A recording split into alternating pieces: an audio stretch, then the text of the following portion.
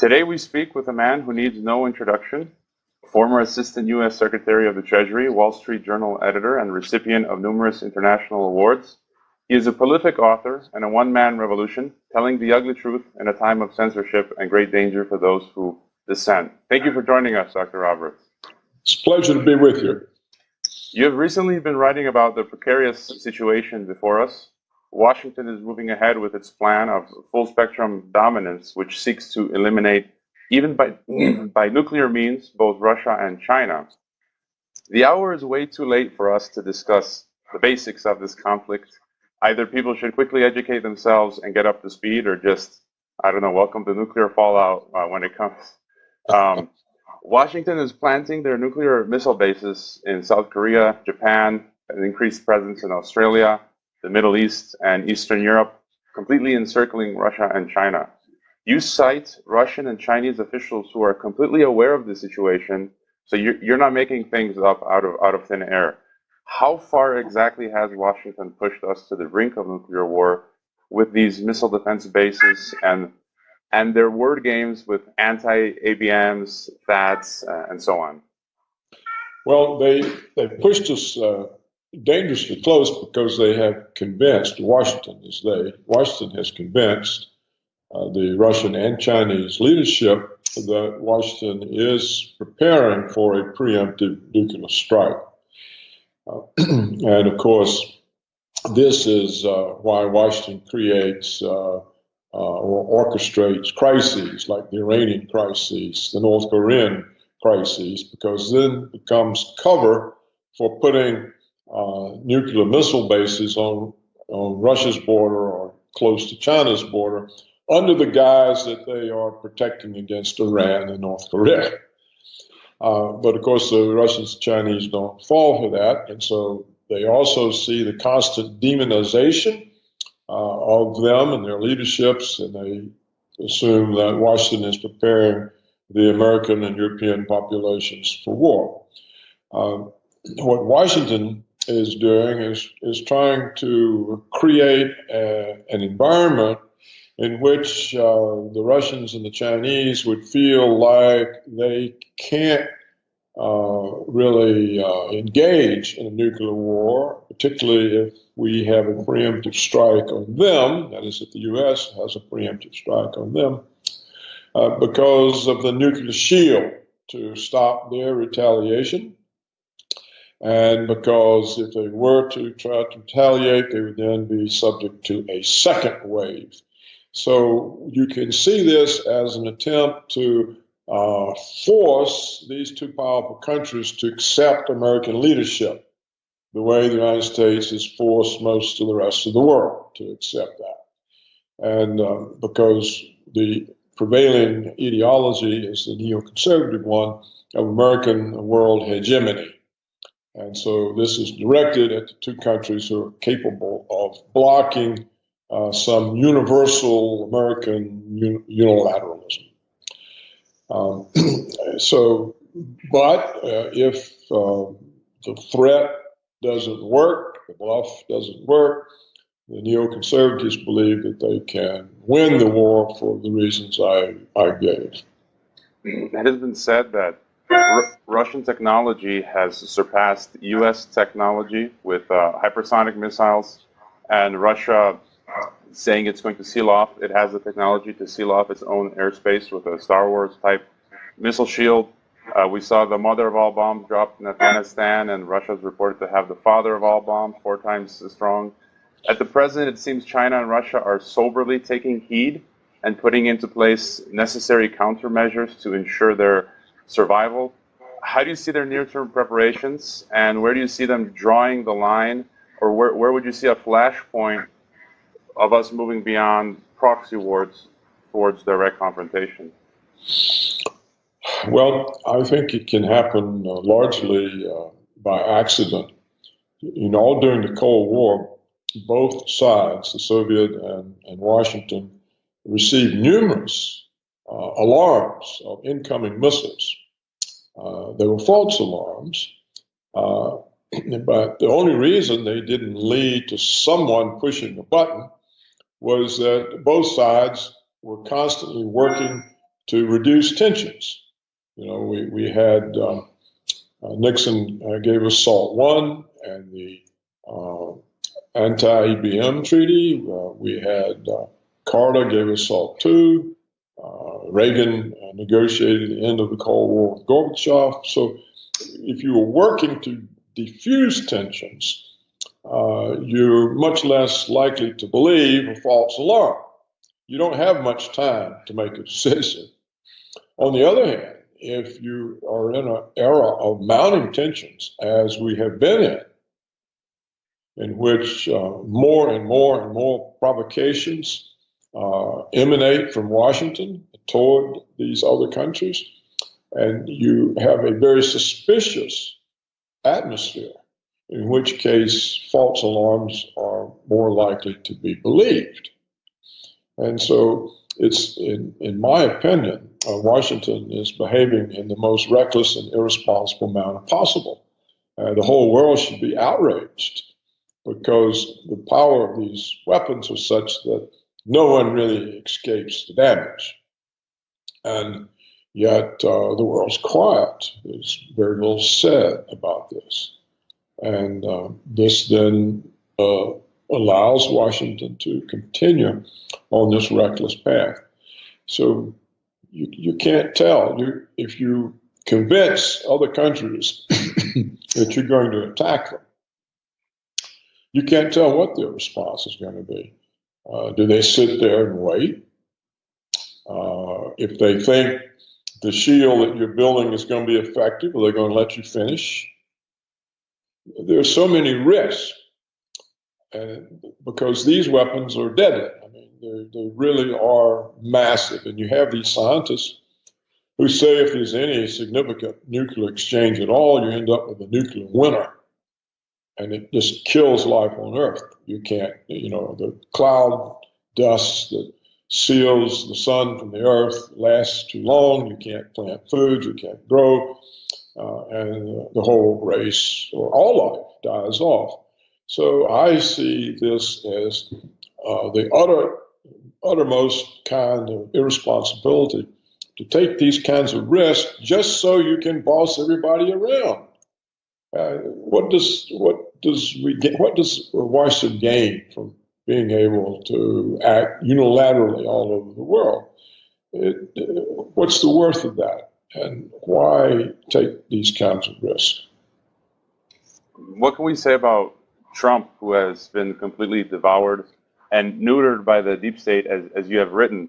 Is there not a single soul in Washington with any sanity to slow down the move towards confrontation, aside from a few senators and congresswomen here and there, like Richard Black, Tulsi Gabbard, and Ron Paul? Is there nobody left? No, you see, first of all, you have the neoconservative ideology of American world hegemony. Then you have the massive budget of the military security complex. It's $1,000 billion annually. That is a huge budget, and huge power comes with this budget. Well, they need an enemy. To have a budget like this, you've got to have a major enemy. When the Soviet Union collapsed, they didn't know what to do. They finally created the Muslim threat. But it's not a big enough threat. And so they have recreated the Russian threat. So they really have to have a threat.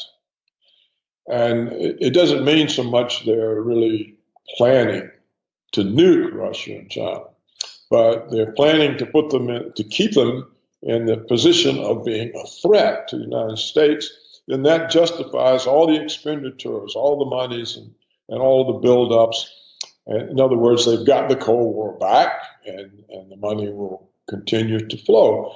So that's an essential part of it. How do you oppose that? Well, we saw that Trump thought he could, but found out he couldn't.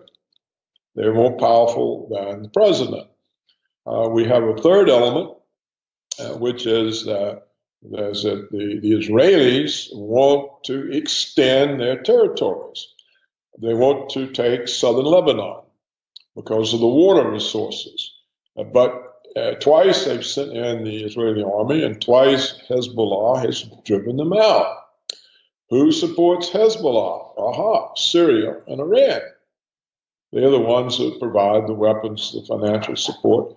And so Israel wants to use the U.S. to get rid of Syria and Iran. Well, this, of course, is a threat to Russia, because if these jihadists take Syria and they take Iran, then the next step is the Russian Federation, because there are many Muslim elements. There's the former Soviet Central Asia, Kazakhstan, and that borders a Muslim province of China. So it's a way the United States can extend the destabilizations into the Russian Federation and into China. So these three things come together in pushing the situation to dangerous levels. So you've got the neocons. They don't like the Russians because they can block unilateral American actions. The military security complex needs the Russian threat, and the Israelis want to get rid of Russian allies or semi-allies such as Syria and Iran. And Russia sees that as opening themselves up to the expansion of jihadist activities. So these are the things that drive the situation toward war. And you've recently also written about Marine Le Pen as the only one remaining who represents France. And these elections are part of this Washington aggression, because Le Pen could potentially delay EU-NATO aggression towards Russia, because she'd like to work with the Russians. What are your thoughts on Le Pen? Well, you see, she is considered by Washington evil because it might break up the EU, it might break up NATO.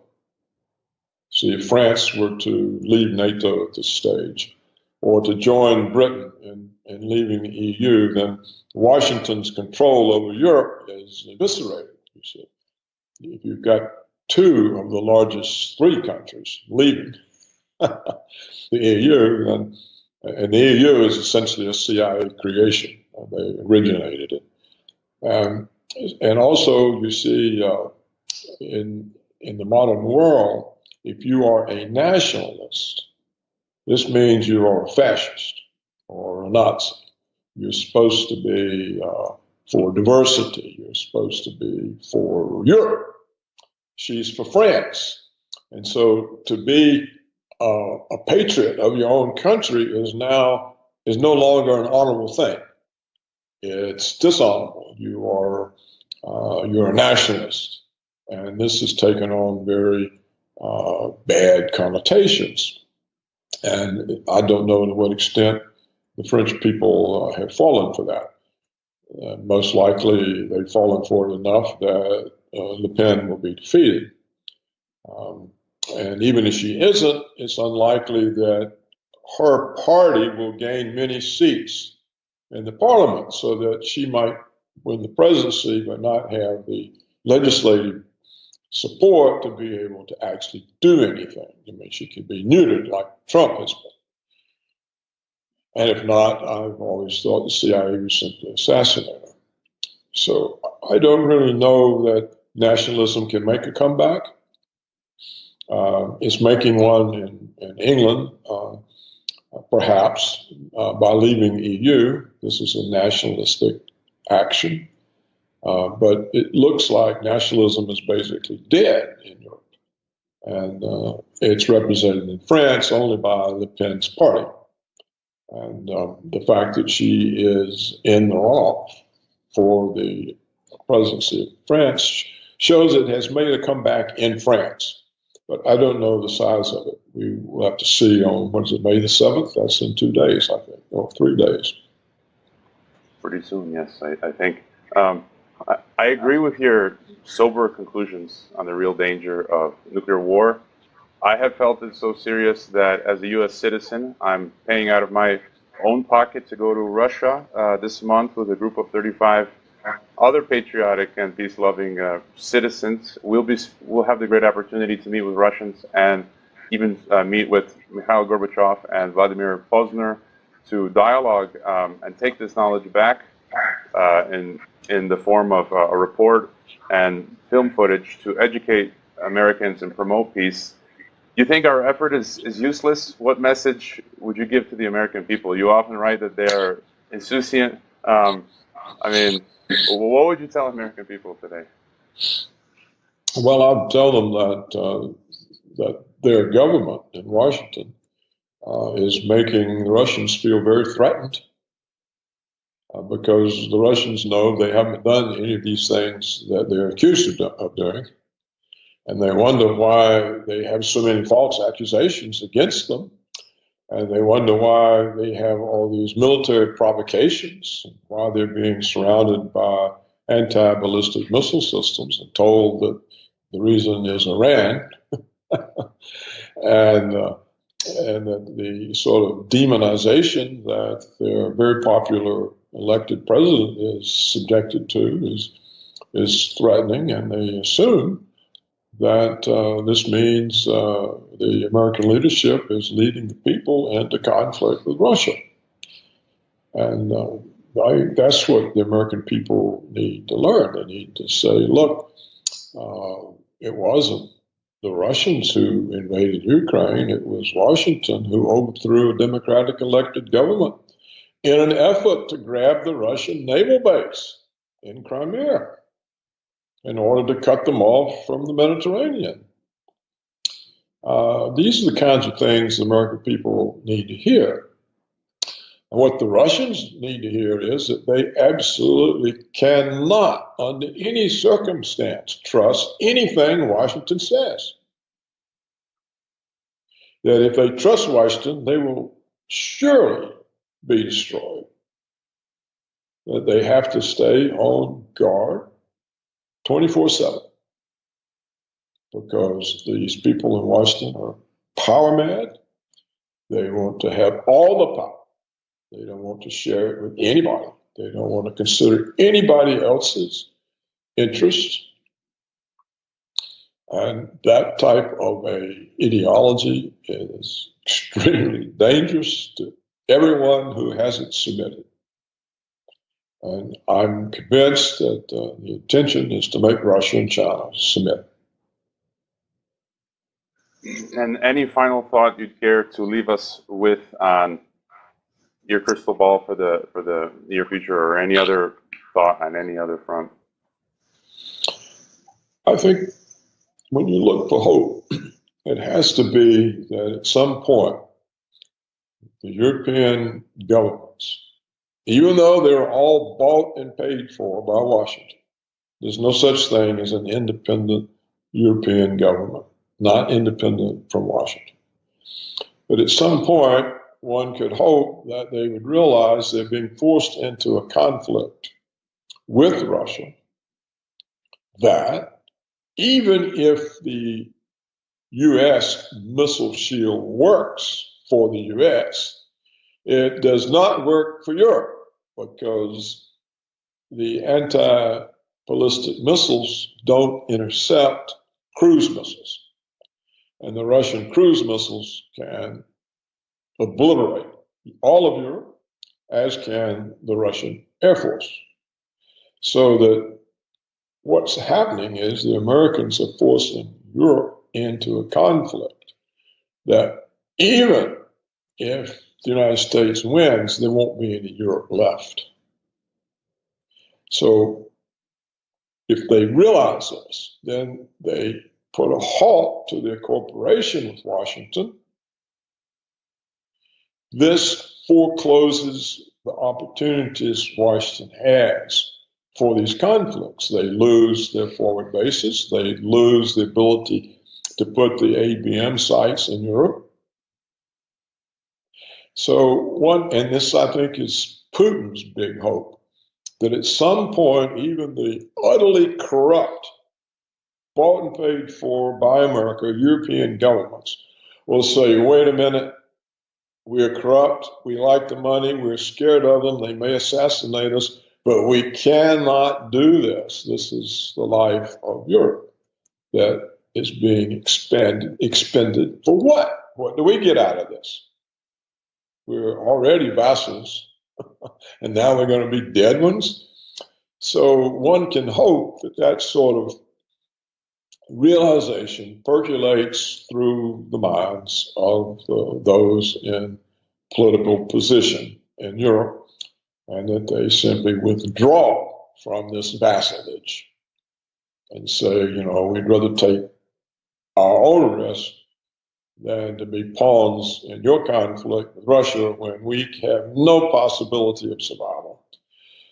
If they can realize that, then this can be brought to a halt. Similarly, if the South Koreans and the Japanese can realize that they are also pawns in a conflict in which they may not survive, because again, you know, the Chinese don't need ICBMs to hit South Korea or Japan. And so SHIELD doesn't protect those countries. So if all of a sudden they say, hey, look, this is going too far, it's putting all of our people, everything in the country at risk, and for what? Do we get out of this? Nothing but death, and we're not participating. So there, you know, you'd have to just hope at some point enough intelligence percolates up. And if not, we have a huge risk of a nuclear confrontation. Well, we saw in the first Cold War, cooler heads did prevail. Hopefully, they do again in the second Cold War. People can find your analysis on paulcraigroberts.org, and really should donate to you and support your much-needed analysis and efforts. Thank you for your time, Dr. Roberts. It's much my pleasure to speak with you. I look forward to doing so again.